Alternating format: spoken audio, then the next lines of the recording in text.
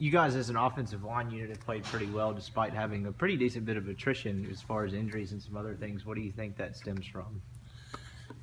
Really just putting our head down, just going to work every day. We always knew we had a veteran group, so just going to practice, working our technique, and then the games just holding each other accountable, just to go out there and be physical. I think that's what's contributed to that. Did you come into the year anticipating you'd play as many positions as you have? No, I didn't, but you never know what's gonna happen, so you just got to be ready, just to help out. I'm ready to help out wherever I can.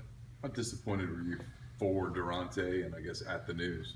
Yeah, I hate it for Durante. I mean, he's a great player. He's a great athlete. We all love him to death, but that's definitely not his last snap of football. He's gonna see a lot more. So we're praying for him just to recover, and he'll do great things. How does that impact you guys going forward the rest of the season up front?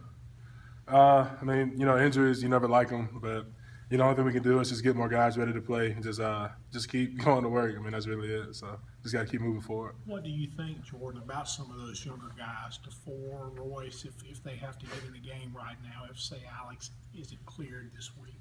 Yeah, I think coach will be comfortable with them. They've known all year that they're kind of in that that gray area. They could be called on any time, and they come to practice. They work hard just like the rest of us do. So I think if that number gets called, they'll be ready to play. I mean, they're big guys, great athletes, and they'll be ready to go in and help. Did you get nicked up Saturday? No, I didn't. Okay. Jordan, even as veteran as you are, as experienced as you are, your versatility, is it surprised even you? It has.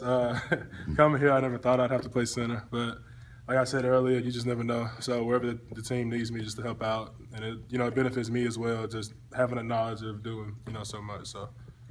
Jordan, what was your first impression of Jordan Tamu when you got here? I actually hosted him. I hosted him on his visit, and he was a great kid.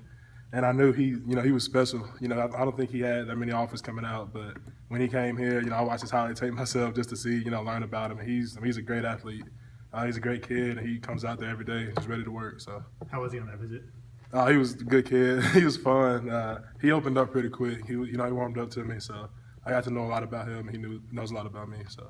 Surprised you at all, just the way he's been able to come in and kind of run the offense pretty seamlessly, it seems like? No, it doesn't surprise me at all. It may shock some people, but I knew he had it in him. I mean, he's a great kid. He knows what he's doing. Great athlete. He's a good leader. He is. He's pretty quiet, but as the season's going on, he's starting to be more vocal and open up, to the O-line and just other positions. So he's coming along, just not being a leader by example, but a vocal leader as well. What did winning the game at Kentucky and winning it the way you guys want it to do for confidence with the team? It was big.